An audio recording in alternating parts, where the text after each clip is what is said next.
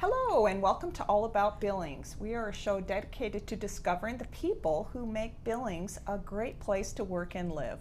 We will interview local business people, community leaders, artists, entertainers, and find out from them all about their successes, their failures, and their connections to Billings. I'm your host, Nancy Brook, broker and owner at Billings Best Real Estate, and today it is my pleasure to have as my guests two ladies who are all about the Recovery Carnival happening in September. Yeah. We have Tara Williamson and Lela. Kennedy. Kennedy. I was going to say Frederickson, and I'm like, certainly something's That's not in my correct. brain. But hey, you know, Kennedy. that's okay. I should have seen a picture of John F. Yeah. And then I would have remembered. Get it tattooed Well, on my ladies, face. thank you so much for joining us today. It sounds like quite the event, but first of all, let's talk about the organizations that you represent. So we'll start with you, Tara. Yeah, so I work for STEP. STEP has been around for 47 years now. And STEP started with three mothers who didn't want their children who had disabilities to be placed in an institution. So they got together, they enlisted the help of legislators and the community, and STEP was founded as a result of kind of their endeavors.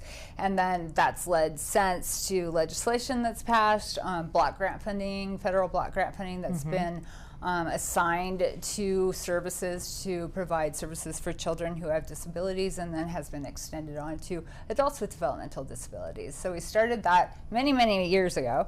And then we realized that some people or some kids who have developmental disabilities or have delays, it's a result of exposure to substances, either in utero or in the home, or you know, just being around kind of that trauma. They might have some delays around that. And so we identified that we wanted to kind of get way, way, way ahead of the game. And so we started with recovery housing, in thinking that if people can get on the right path to recovery, then they're going to have families who are in recovery, they're going to have children who are based in a place of recovery. And so that was kind of like the connecting point between services that we've done for a great many years, and why kind of the transition or adding on additional services that for people who are in recovery from substance use disorders. And what does STEP stand for? Yeah, we're support and techniques for empowering people. Okay. Well, that is 47 years. Yeah. That is a long time A very community long time. organization. Yeah. That is wonderful. Well, and how about you, Lela? Well, I work at Alternatives, which is the community correctional department facility in Billings. There's three big departments of it. You got Alpha House, which is the men's pre-release, Passages, which is the women's pre-release, and then the Compass Building, which is the community probation, misdemeanor probation, community ETSS programs. I'm a case manager at Alpha House. I work with the individuals coming out of prison or treatment facilities. I have the domestic violence caseload, and so working with the gentlemen who have histories of domestic violence. Wow. Well, like we were talking before the show, you two must just have a real heart for this, because what you do isn't easy work.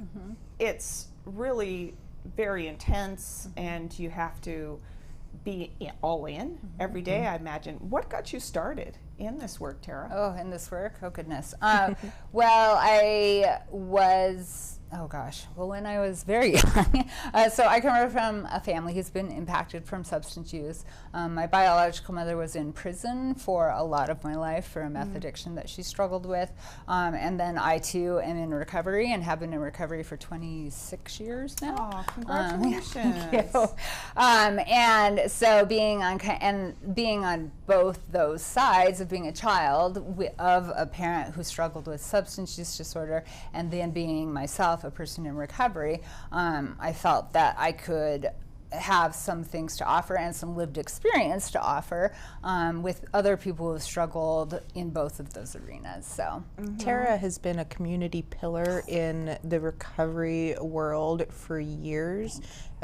She's extremely involved in her community and does more than I could count. She's amazing. It's amazing. Thank you. Thank Great. you. She does great. Great work. And how about you? I mean, your job is equally tough. I suppose, recovery is an aspect of a lot of it. Absolutely. But you also have, people who are coming out of prison, which adds some complications, I would think, to your work. Absolutely. There's multiple different layers of institutionalization. There's multiple layers of cognitive dissonance that we need to restructure and, get back these individuals back out in the community in a safe and healthy way, which definitely does align with, making sure that your recovery is at the forefront of your program. It's really difficult to be a successful individual in our community with an addiction, right? Like you have to leave the addiction behind.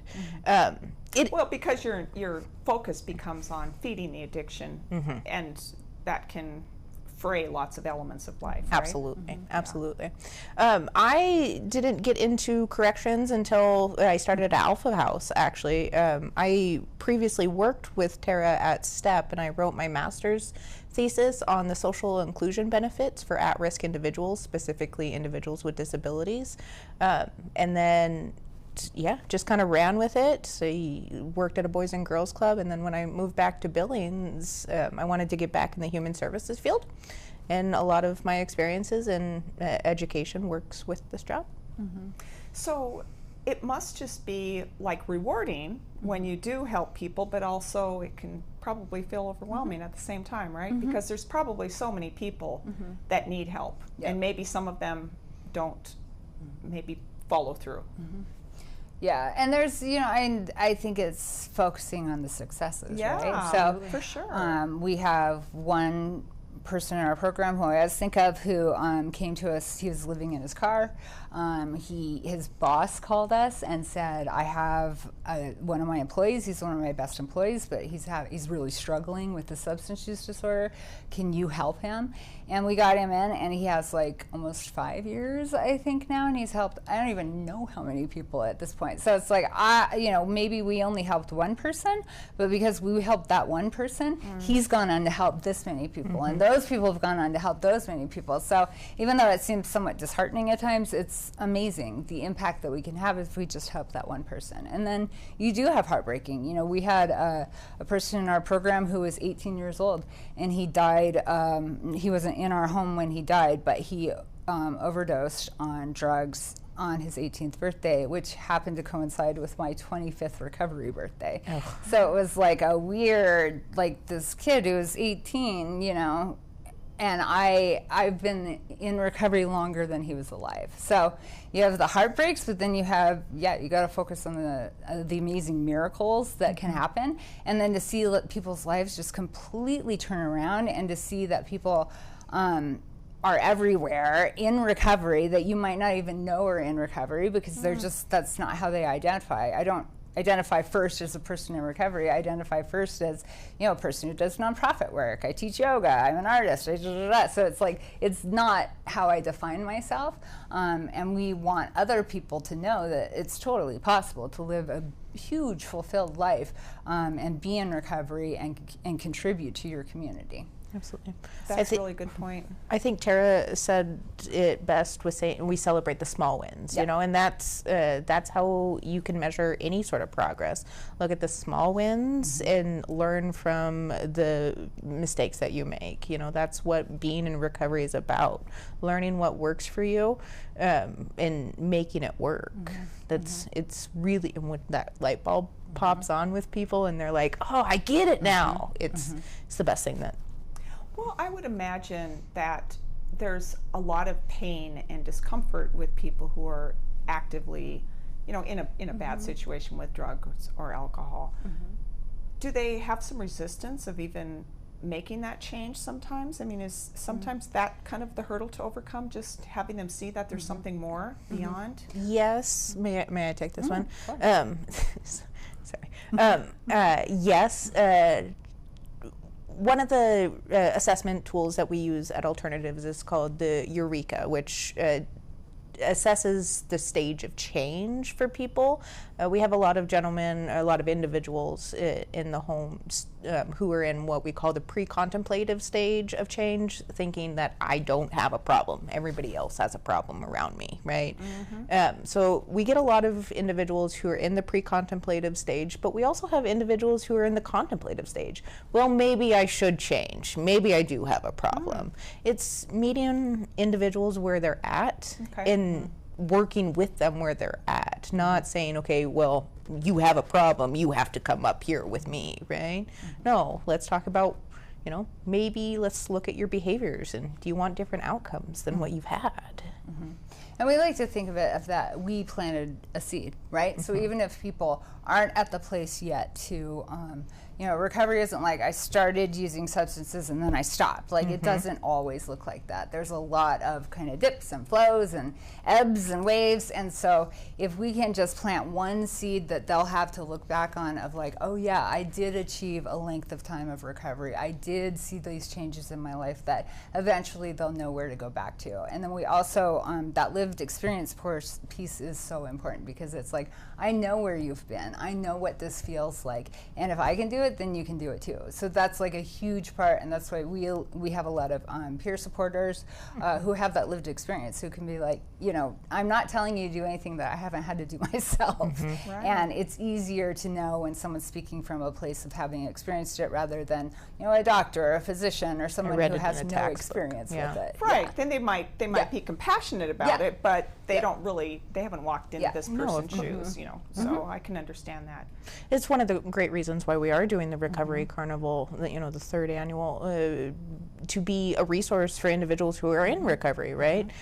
Being able to have individuals tell their stories and be support for other people who are going into the same thing, and offering an opportunity for all of us to get together and hang out and dunk a parole officer. I mean, why wouldn't you want to do that? Yeah, and have fun, you know, because it's not always people are like, oh, substance use, drug addiction. You know, it's not always like dreary and sad and hard. Like families are having amazing lives as a result of embracing recovery. And so we want it to be a family-friendly event where people can see that what the possibilities are, and to also share and celebrate in recovery of their loved ones or themselves, to be able to be like, yeah, we did it and we can have fun doing it. Well, and I like what you said earlier before the show, that a lot of the precursors happen because of substance abuse, right? So kids are affected even if they're not the ones using, they're affected by their environment. And so you're hoping that this carnival can reach the children too, right? Oh, yes. Yep. Yeah, and we always hold it at Tumbleweed. We've held it at Tumbleweed. Thank you, Tumbleweed, for the last 3 years, or for the last 2 years, and we're having it there again this year because obviously they provide services to youth who have been trafficked or are not housed, and or are themselves in recovery, and so we can also enlist them into the fun of like, yeah, let's have a good time and let's show you what resources and let's show you what's possible, and if you are in recovery, let's show you how we can support you as a community as well. Right. Well, and when you're talking about people who are in prison, is a lot of it due to substance abuse? A good chunk. I mean, not just arrested for it, but also that's what caused maybe the criminal behavior? Yeah, there's a lot of substance use charges in our community, yes. I would say that it's a significant factor. Right. However, I would argue that mental health is just as significant in the issues that come with that. So talk a little bit about that, because we had talked again before the show that mental health sometimes is a precursor for people using substances. Absolutely. I know, so I am not an LAC, so I will precursor this conversation with that. So please. We're just talking. But chatting here. We're not diagnosing anyone. I'm not diagnosing anyone. Cannot do that. I know that a lot of the research in the scholarly articles have pushed towards identifying that mental health and substance use are together. They're co-occurring disorders, if I'm understanding this correctly. And so I know a lot of the research has pushed towards it's not just substance use, it's not just mental health. Usually they go hand in hand. And so identifying that, hey, not only do we need to treat your substance use issues, but we also need to look you need to get better. Like, you need to work on yourself and identifying that self-love, you know, the positive self-talk.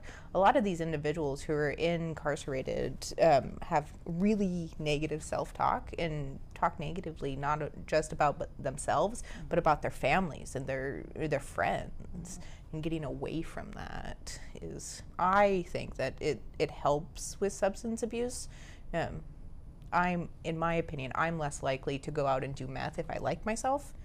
Sure, that makes sense. Yeah, that makes sense. Yeah. Sometimes. And I believe the statistics are pretty high. I believe like 60% of people who are incarcerated identify as having had a substance use disorder or having interactions with substance use. So maybe that wasn't what they were, their charges were for. Sure. But that's the reason. And so that's like a huge component to it, and that kind of, but a lot of it is like really entwined and hard to kind of like take it apart piece by piece, which is why people need a lot of holistic services, whether it's you know, good housing, but also, have you had a doctor's appointment? You know, basic things that have probably been neglected as a result of kind of what they've experienced. So right. And so when people are starting to, especially coming out of prison, and they're starting to work on themselves and reestablish, it must be a challenge, because you're coming from this controlled environment to living outside, and all of a sudden you have more freedom and you have the opportunity to work on yourself, but it must feel sometimes overwhelming. Huh? It is. I would most definitely agree with that. A lot of the gentlemen that I work with, a lot of them have been down for, you know, 10, 15 years, and coming out of a prison, like you know, that you believe that that's what society looks like. You know, it's called being institutionalized, and identifying that, okay, you don't need to live in gang affiliation, right? You don't need to have Joe, Tom, and John covering you anymore, right? Getting out of that mindset and into, if we take care of people and we create a safe environment where everybody is included and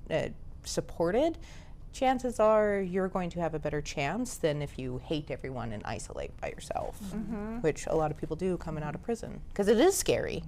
I mean, I know that a lot of them, they really struggle even going to Walmart, you know, just having all those people around, all the lights, the choices, the unlimited choices that they have. That's, it's a big and let's jump. be honest too, I mean, when people come out of prison, it's almost like they have that scarlet letter branded on them. 100%. I mean, it's hard to find housing. It's hard to get jobs.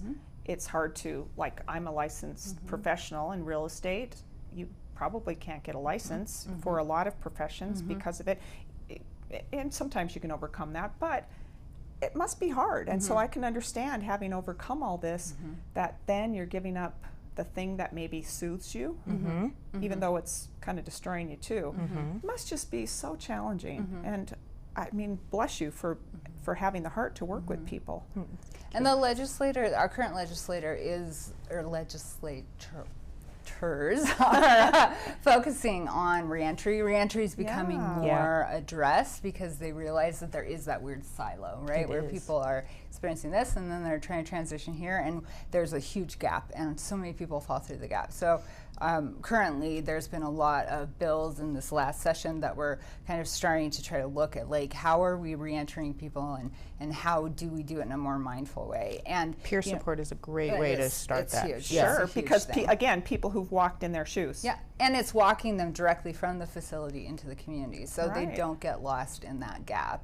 And then, and also the reason we make it family friendly is because it's those kids, right? Like, the kids is where it starts. And so, I'm not sure if you've done any interviews with CASA, but I just got certified as a CASA because I'm realizing that a lot of the people who have been placed into foster care as a result of drugs or substances or violence, domestic violence, they are ending up unless they have some kind of intervention, they typically are ending up being trafficked, engaging in substance uses. And so it's like, it is those kids' part, right? And it's figuring out how to address children's needs before they get to that place where they don't have those coping mechanisms to move into the world, and then they end up in our services. So, it's not all, there are, of course, outliers, but it is very prevalent. And so organizations like CASA or Tumbleweed, or places that are trying to invest a lot of supports and services into the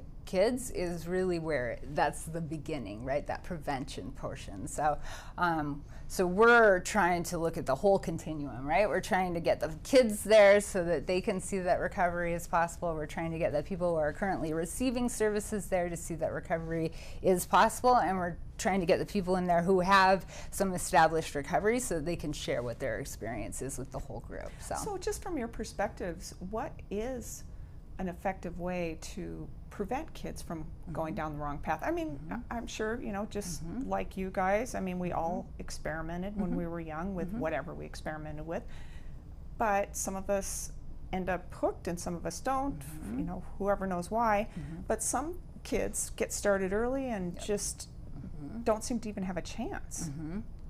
Yes, and that would be like a whole session of interviews. You have 8 hours. Yeah, right? that is complicated. I mean, there are, like I said, there are programs that are focusing on some of those things because it is hard. And with COVID, I read, so there was a community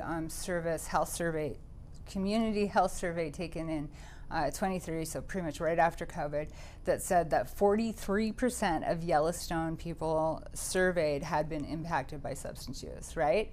And the majority of them, 43% of Yellowstone County residents reported that they had been impacted by substances. Whether it was, if someone came and robbed them, so it was that, or if it was because they themselves had some issues, or if it was because, being quarantined, they were engaging. I'm not sure exactly what the reason was, but maybe somebody in their family, you healthy, never know. Healthy by Design, which I'm not sure if you're familiar with them, but it's all 3 hospitals support surveying to figure out like what's going on in the community, and 43% reported that they had been impacted by substances. So so it's there, which means that these kids are being impacted. So I think a lot of it is analyzing the data, getting the data, doing the surveys, figuring out where things are being dropped, and then funneling money into programs that actually help bridge those gaps. Well, and I think the thing that sometimes people don't look at, because nobody wants to spend more,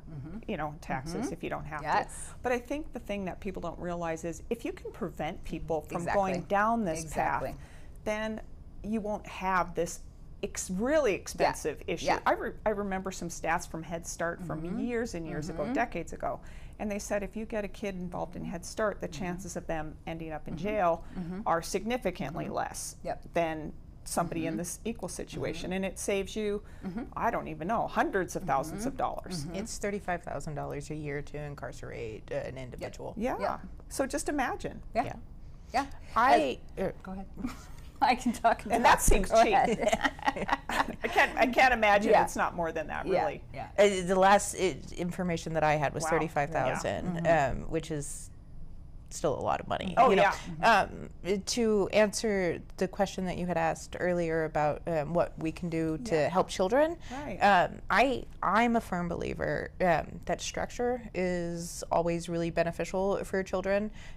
Structure in the sense of getting them involved in their community, getting them having support groups, having friends, having tea parties, whatever it is.